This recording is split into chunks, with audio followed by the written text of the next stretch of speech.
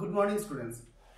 আজকে যে বিষয়টি নিয়ে আমরা আলোচনা করব সেটা হলো বর্ধমান বিশ্ববিদ্যালয়ের দ্বিতীয় সেমিস্টারের কোর্স 3 সেকেন্ড হাফ ইউনিট 5 এর একটা টপিক, যে টপিকটি থিওরিটিক্যাল বেসিসে ভীষণ ইম্পর্টেন্ট। তো টপিকটি কি? Interaction, Flanders interaction analysis of category system, বা সংক্ষেপে বলতে পারি FICS। এখানে Flanders modification of teacher behaviour, অর্থাৎ শিক্ষকের আচরণগত পরিবর্তন, আচরণের পরিবর্তন সাধন, এই বিষয়টির ওপর তিনি আলোকপাত করেছিলেন। এখানে দেখা যায় যে according to Flanders, teaching is an interactive process. Interaction means participation of teacher and students in the skill of communication. এখানে দেখা যায় যে শিক্ষকের কথা বলা বা শিক্ষকের আচরণের উপর তিনি হাইলাইট করেছিলেন। শিক্ষকের আচরণ আমরা কিভাবে দেখবো বা কিভাবে শনাক্ত করব বা কিভাবে সেটা মডিফাই করতে হবে কিভাবে, সেটা আমরা দেখব কিভাবে। তো এখানে যে প্রসেসটার কথা তিনি বলেছিলেন, সেখানে দেখা যায় যে শিক্ষক যখন শ্রেণীকক্ষে থাকবেন, সেখানে 40 মিনিট ক্লাস, অর্থাৎ তার সমগ্র ক্লাসটায় একজন পর্যবেক্ষক বাইরে থেকে পর্যবেক্ষণ করবেন। তো এই পর্যবেক্ষণের সময় তিনি কি করবেন? তিনি নোট করবেন শিক্ষকের আচরণগুলোকে, এবং 3 সেকেন্ডের বেশি হলে যে আচরণ, সেই আচরণগুলোকে তিনি নোট ডাউন করবেন। এইভাবে দেখা যায় শিক্ষকের আচরণগুলোকে আমরা হাইলাইট করতে পারি, এবং তারপর যদি মনে হয় সেটাকে চেঞ্জ করার, সেইভাবে টিচার সেটা কি করতে পারেন, চেঞ্জ করতে পারেন। আগে দেখে নিই যে এই যে কথাটা বলছি শিক্ষকের আচরণ, শিক্ষকের আচরণের মধ্যে কি পড়ে? একজন শিক্ষক শ্রেণীকক্ষে 40 মিনিট থাকাকালীন যাবতীয় কিছু, তার গেস্টার, পশ্চার, বডি ল্যাঙ্গুয়েজ, এইগুলো সব কিছুই তার আচরণের মধ্যে অন্তর্ভুক্ত। এবং এইগুলোকেও এমনকি নীরবতা বা বিভ্রান্তি বলি বা সাইলেন্স বলি, তো এই নীরবতাটাও কিন্তু তার আচরণের মধ্যে পড়ে এবং তার একটা গুরুত্ব আছে ক্লাসে। তো এই সমস্ত কিছুকে নোট ডাউন করার পর দেখা যায় যে কতগুলো আচরণ আমরা পেলাম, এবং সেই আচরণগুলোর মধ্যে শিক্ষার্থীদের সঙ্গে কমিউনিকেশন কতটা পরিমাণে হয়েছে, সেইগুলোকে আমরা পার্সেন্টেজ ওয়াইজ বার করতে পারবো। তো এখানে দেখে নিই যে ফ্ল্যান্ডার কি করেছিলেন। ফ্ল্যান্ডার্স তার সমগ্র সিস্টেমটাকে 3টি মূল শ্রেণীতে ভাগ করেছিলেন। 3টি মূল শ্রেণী কি কি? একটা হচ্ছে teachers talk, second people talk, third silence or confusion. Teachers talk, এই টিচার্স টক বা শিক্ষকের কথা বলা, এবং পিপল টক বা শিক্ষার্থীর কথা বলা, এবং সাইলেন্স বা কনফিউশন বা নীরবতা। তো এই 3টে মূল শ্রেণীতে ভাগ করেছিলেন, এবং সমগ্র 3টে শ্রেণীকে তিনি 10টি ক্যাটেগরিতে ভাগ করেছিলেন। এই 10টি ক্যাটেগরি কি কি পাবো? দেখো, টিচার টক, এই টিচার্স টককে আমরা দুটো ভাগে ভাগ করতে পারি, একটা ইনডাইরেক্ট, একটা ডাইরেক্ট। ইনডাইরেক্ট কোনগুলো? Accept feelings, praise or encouragement, asking questions, uses ideas of peoples, এগুলো আমরা ডিসকাস করব এগুলো নিয়ে ডিটেলসে। পিপল টক বা শিক্ষার্থীর কথা বলা, শিক্ষার্থীর কথা বলাকে আমরা দুটো ভাগে ভাগ করতে পারি, একটা হচ্ছে পিপল টক রেসপন্স আর পিপল টক ইনিশিয়েশন, আর একটা হচ্ছে সাইলেন্স আর কনফিউশন। এখানে শিক্ষক এবং শিক্ষার্থী কেউই কথা বলে না। তো আমি এই বিষয়গুলো নিয়ে একটু ডিসকাস করে নিই। অ্যাকসেপ্টস ফিলিং, যেমন দেখো, একটা হচ্ছে অ্যাকসেপ্টস ফিলিং, এই ইনডাইরেক্ট টক আমরা 4টে পাচ্ছি। তাহলে শিক্ষকের যে কথা বলা, তার মধ্যে প্রত্যক্ষ 3টে এবং পরোক্ষ 4টে। এই 4টে কি কি, এই বিষয়গুলো সংক্ষেপে আমি একবার ডিসকাস করে নিচ্ছি। একটা হচ্ছে তোমার দেখো ইনডাইরেক্ট টক, তাহলে ইনডাইরেক্ট টকগুলোর মধ্যে 4টে আমরা ক্যাটাগরি পাচ্ছি। অ্যাকসেপ্টস ফিলিং, অ্যাকসেপ্টস ফিলিংস কি না, teacher accepts the responses of the students. এখানে শিক্ষক কি করেন, যে শিক্ষার্থীর রেসপন্সটা গ্রহণ করেন এবং তাকে সবসময় এনকারেজ করার কথা ভাবেন, এনকারেজ করার চেষ্টা করেন। যেমন he himself feels that students should not be punished or scolded for exhibiting their feelings, যে এটা শিক্ষার্থীদের আশ্বস্ত করা যে তাদের প্রতিক্রিয়াটাকে প্রকাশ করার জন্য কখনো তাকে বকুনি খেতে হবে না বা মার খেতে হবে না, এরকম।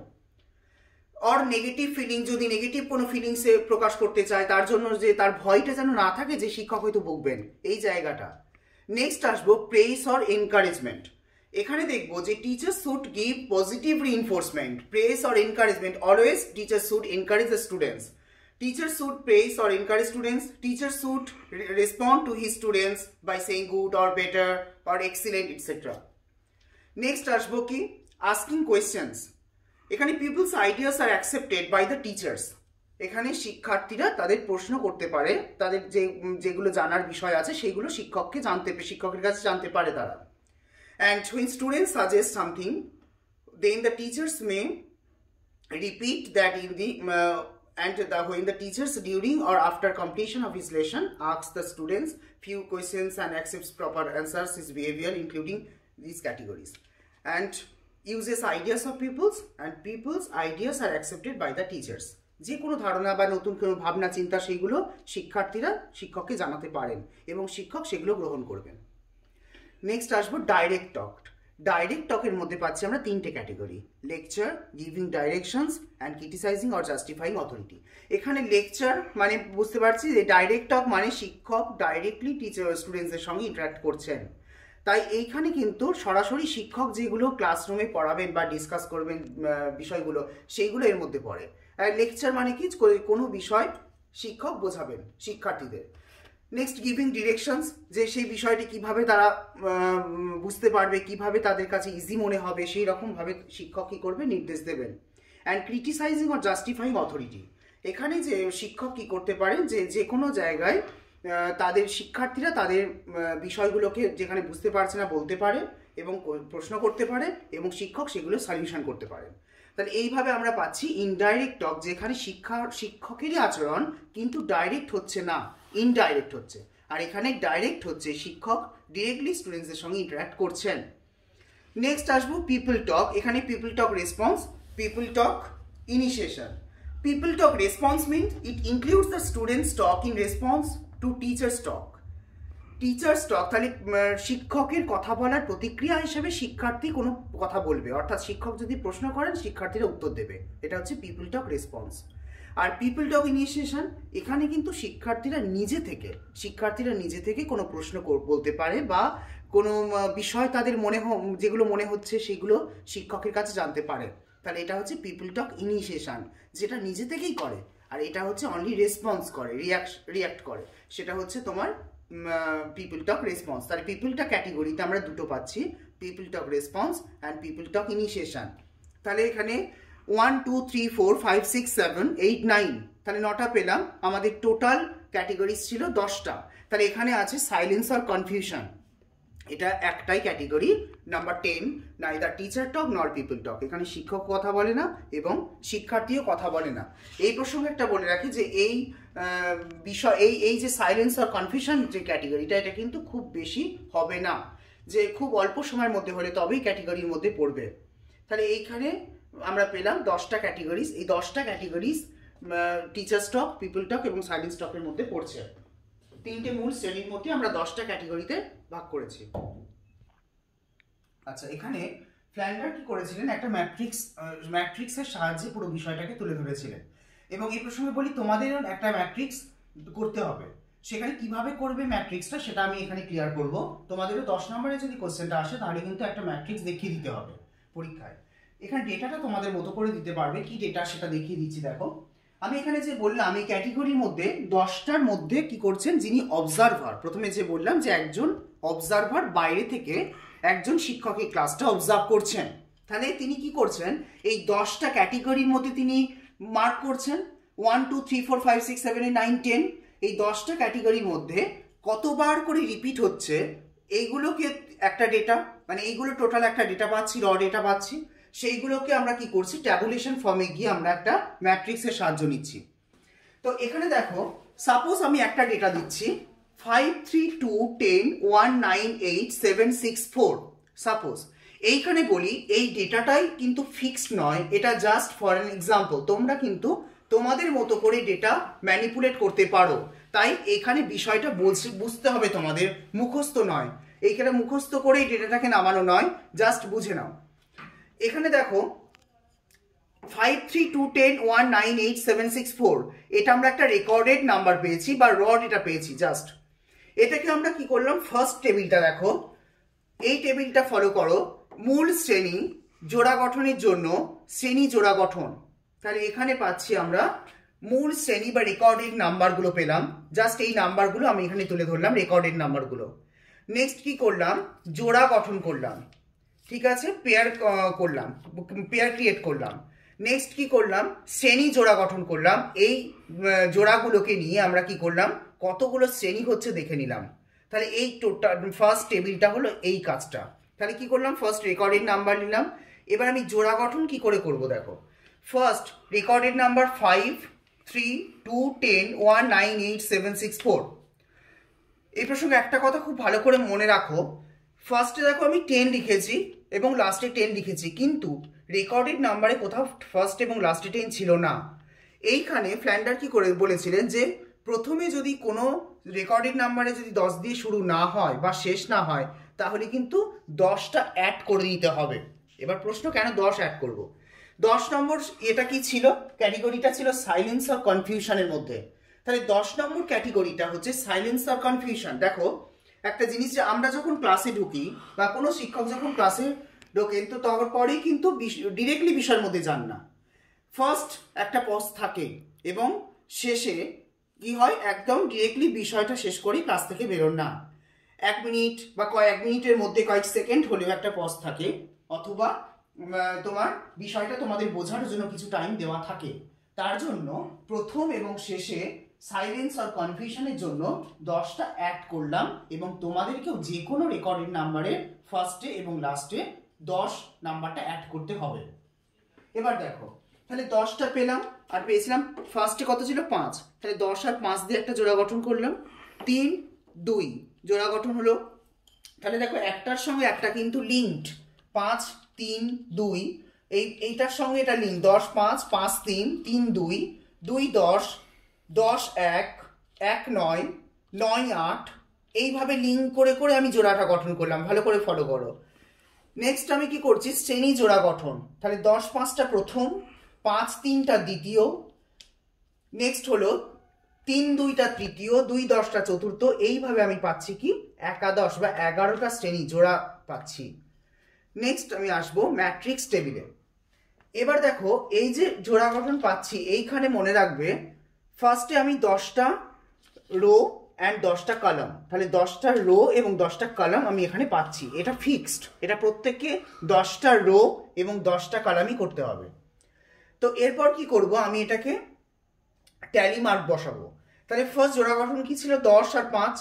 তাহলে ফার্স্ট নাম্বারটা ইন্ডিকেট করবে রো, সেকেন্ড নাম্বারটা ইন্ডিকেট করবে কলাম। এটা মাথায় রাখবে, ফার্স্ট নাম্বারটা ইন্ডিকেট করবে রো, সেকেন্ড নাম্বারটা ইন্ডিকেট করবে কলাম। তাহলে 10টা কি করছি আমি, 10টা আমি যদি রোতে যাই, তাহলে 10 নম্বর রো ধরে এলাম, 5 পেলাম, 5টা কি বললাম, কলাম। তাহলে 5 নম্বর কলাম ধরে এলাম, তাহলে কি পেলাম, 10 আর 5 যেখানে তোমার ইন্টারসেক্ট করছে, সেখানে আমি একটা ট্যালি পেলাম। ঠিক আছে। নেক্সট আমি আসবো 5 আর 3। 5টা কি পাচ্ছি আমি, রো পাচ্ছি, 3টা পাচ্ছি কলাম। তাহলে 5 আর 3 যেখানে ইন্টারসেক্ট করছে, সেখানে আমি একটা ট্যালি বসালাম। নেক্সট পাচ্ছি 3 2, 3টা রো 2টা কলাম, তাহলে এখানে আমি একটা ট্যালি বসালাম। নেক্সট 2 10 2 10 10 1 10 1 10 1। নেক্সট হলো 1 9 1 9। নেক্সট 9 8 9 8। এইভাবে কি করলাম, আমি টেবিলটাকে ব্লক করলাম। এই যা যা ডেটা পেয়েছি সেই ডেটাগুলো দিয়ে আমি ট্যালিগুলোকে বসালাম, এবং তার দেখো টোটাল দুপাশে একটা টোটালের কলাম আছে। তাহলে টোটাল মানে কি, আমি এই কলামে যে টোটাল পেয়েছি সেটা লিখলাম, প্রত্যেকটা কলাম ওয়াইজ, এদিকে রো ওয়াইজ। তাহলে কলাম এবং রো ওয়াইজ টোটাল পেয়ে আমি এখানে লিখছি 11। তাহলে 11 আমার টোটাল। এখানে প্রত্যেকের এই টোটালটা কিন্তু রো এবং কলাম সেম হবে। তাহলে আমি এখানে পাচ্ছি 11। এবার আমি কি করব, শিক্ষকের কথা বলা, শিক্ষার্থীর কথা বলা এবং সাইলেন্স বা নীরবতা বা বিভ্রান্তিতে কত পার্সেন্ট হলো, সেই পার্সেন্টেজটা আমি এখানে ক্যালকুলেট করব। তাহলে ফার্স্ট দেখো, শিক্ষকের কথা বলা বা টিটি, টিচার্স টক। এখানে টিটি কি করব, 1 নম্বর থেকে 7 নম্বর স্তম্ভ পর্যন্ত মোট ট্যালি চিহ্নের যোগফল বাই মোট ট্যালি চিহ্নের যোগফল। 1 থেকে 7 কেন হলো, এটা তোমাদের কাছে ইজি, কারণ 1 থেকে 7 হলো টিচার্স টক। 1 to 7 ক্যাটেগরিজ পড়ছে কি টিচার্স টকের মধ্যে। তাহলে 1 থেকে 7 নাম্বার 1 to 7, এই তোমার টোটাল যে এটা পেয়েছি, টোটাল ট্যালি চিহ্নের যোগফল পেয়েছি, সামেশন অফ টোটাল ট্যালিজ বা ডিভাইডেড বাই টোটাল ট্যালি, অর্থাৎ এখানে কিন্তু টোটালটা, আর এখানে হচ্ছে এক একটা কলামের। তাহলে এখানে 7 থেকে 10, 1 2 3 4 5 6 7, তাহলে আমি 7 পর্যন্ত পেয়েছি, একটা করে ট্যালি 7টা। তাহলে 7 × 100/11, পার্সেন্টেজ যে করছি তাই 100। তাহলে 7 × 100/11 64%। তাহলে আমি এখানে শিক্ষকের কথা বলা 64% আউট অফ 100%। তাহলে এখানে শিক্ষকের কথা বলা পাচ্ছি 64% প্রায়, কারণ এখানে হয়তো পয়েন্টে আসতে পারে। নেক্সট আসবো শিক্ষার্থীর কথা বলা বা PT, people talk. People talk আমরা কত ক্যাটেগরি পাবো? দুটো ক্যাটেগরি, 8 আর 9। তার মানে 8 আর 9 এইখানে পাচ্ছি কি দুটো। তাহলে 8 নম্বর থেকে 9 নম্বর স্তম্ভে ট্যালি চিহ্নের যোগফল বাই মোট ট্যালি চিহ্নের যোগফল। তাহলে এখানে পাচ্ছি 2 × 100/11, কারণ দুটো পাচ্ছি এখানে ইজি। 8 আর 9 এখানে টোটাল হয়েছে 1 1 2। তাহলে এখানে পাচ্ছি 18% প্রায়। নেক্সট লাস্ট আসবো নীরবতা বা বিভ্রান্তির অনুপাত। এখানে পাচ্ছি 10 নম্বর স্তম্ভে ট্যালি চিহ্নের যোগফল। এটা তোমরা জানো যে 10 নম্বরটা ইন্ডিকেট করছে সাইলেন্স আর কনফিউশন, নীরবতা বা বিভ্রান্তি। তো এখানে পাচ্ছি 10 নম্বর একটাই, এখানে কিন্তু দুটো হয়েছে, দুটো ট্যালি বসেছে, তাই এখানে কিন্তু তোমার 2, এখানেও 18% প্রায়। তাহলে আমরা এখানে পেলাম কি টোটাল ক্যালকুলেশন থেকে পাচ্ছি শিক্ষকের কথা বলা 64%, তোমার শিক্ষার্থীর কথা বলা 18% প্রায়, এবং নীরবতা বা বিভ্রান্তি 18% প্রায়। তাহলে এখানে আমরা 100%-এর মধ্যে এগুলোকে ভাগ করে নিলাম। এইভাবে আমরা কি করলাম, ট্যালি দিয়ে আমরা একটা ম্যাট্রিক্স টেবিল কমপ্লিট করলাম, যেখানে আমরা শিক্ষকের আচরণ কতটা কি পরিমাণে, তার মধ্যে শিক্ষার্থীর প্রতিক্রিয়া কি ছিল সেইগুলো আমরা পার্সেন্টেজে পেয়ে যাচ্ছি তাহলে একটা ক্লাস থেকে। তাহলে এইভাবে কি করতে পারি, ম্যাট্রিক্সটা কমপ্লিট হলে তারপর এখানে তোমার এই ফ্ল্যান্ডার্সের আলোচনাটা কমপ্লিট হবে। ঠিক আছে? আচ্ছা, এখন আমরা দেখে নিই যে ফ্ল্যান্ডার্সের এই যে পদ্ধতিটা, মডিফিকেশন অফ টিচার বিহেভিয়ার, সমগ্র পদ্ধতিটার নাম কি হলো, যে Flanders interaction analysis of category system. এই পদ্ধতিটার কিছু সুবিধা আছে এবং কিছু অসুবিধা আছে, যেটা সব পদ্ধতিতেই থাকে। তো এখানে সুবিধাগুলো কি, ফ্ল্যান্ডার্স 1959 সালে আমেরিকার মিনেসোটা বিশ্ববিদ্যালয়ে ভাষাভিত্তিক গবেষণা করার সময় এই পদ্ধতিটি আবিষ্কার করেন, এবং সেখানে এই পদ্ধতিটা অর্থাৎ কি ভাষাভিত্তিক, এখানে ভাষার প্রয়োগ ছাড়া যে অন্যান্য যে কার্যাবলীগুলো আছে সেইগুলোর ওপর গুরুত্ব কতটা দেওয়া হয়েছে সেইগুলো দেখে নিই। যে সুবিধা কি কি আছে, ভাষাভিত্তিক, যেহেতু ভাষাভিত্তিক তাই ভাষার উপর গুরুত্ব দেওয়া হয়েছিল অনেক বেশি। ভাষাভিত্তিক এইরকম পদ্ধতি আর কিন্তু খুব একটা দেখা যায় না, যেখানে শিক্ষক এবং শিক্ষার্থীর পারস্পরিক প্রতিক্রিয়াকে শনাক্ত করা যায়, এবং সব থেকে বড় কথা সেটা চেঞ্জ করা যায় বা পরিবর্তন করা যেতে পারে, এবং শ্রেণীকক্ষে কি ঘটছে সেইটাও কিন্তু বিশ্লেষণ করা যায় পুঙ্খানুপুঙ্খভাবে, যেহেতু পর্যবেক্ষক সেটা পর্যবেক্ষণ করে সেগুলোকে নোট ডাউন করে রাখছেন, এবং শিক্ষক নিজের মতো করে সে আচরণগুলোর পরিবর্তন ঘটাতে পারবেন। এবার আমরা আসি যে কিছু কিছু অসুবিধা আছে, যেমন এইখানে এটি বিষয়বস্তু মুক্ত। এখানে পদ্ধতিটির উপর গুরুত্ব দিতে গিয়ে যে বিষয়টি, শিক্ষক যে বিষয়টি পড়াবেন বা যে বিষয়টি শিক্ষার্থীদের সঙ্গে আলোচনা করবেন সেই বিষয়টির উপর গুরুত্ব কিন্তু খুব একটা বেশি দেওয়া হয়নি। আচ্ছা, এখানে দেখা যায় যে পর্যবেক্ষক পর্যবেক্ষণ করছেন, তো কোনো কারণে যদি তার পর্যবেক্ষণে ভুল হয় তাহলে সমগ্র পদ্ধতিটাই কিন্তু ভুল বলে প্রমাণিত হবে, বা সমগ্র পদ্ধতিটাই কিন্তু কার্যকরী হবে না। আর কিছু ত্রুটি দেখা যায়, যেমন এখানে এই পদ্ধতিতে সর্বদাই নির্ভরযোগ্য একজন পর্যবেক্ষকের, সেই পর্যবেক্ষককে হতে হবে দক্ষ, প্রশিক্ষিত, যেটা সবসময় পাওয়া যায় না। এবং আরও একটা যে ইয়েতে দেখা যায় যে ভাষাভিত্তিক আচরণের উপর মনোযোগ দেওয়া সবসময় সম্ভব হয় না। এই সমস্ত কারণে এই মডিফিকেশন অফ টিচার বিহেভিয়ার বা ফ্ল্যান্ডার্সের এই পদ্ধতিটি অনেক ক্ষেত্রে প্রয়োগ করা যায় না, যদিও অনেক ক্ষেত্রে প্রয়োগ করে সুফল পাওয়া গেছে। তাহলে আজকে আমাদের বিষয় ছিল Flanders interaction analysis of category system বা FIACS। ওকে, পরের দিন আমরা একটা অন্য টপিক নিয়ে আলোচনা করব। Thank you.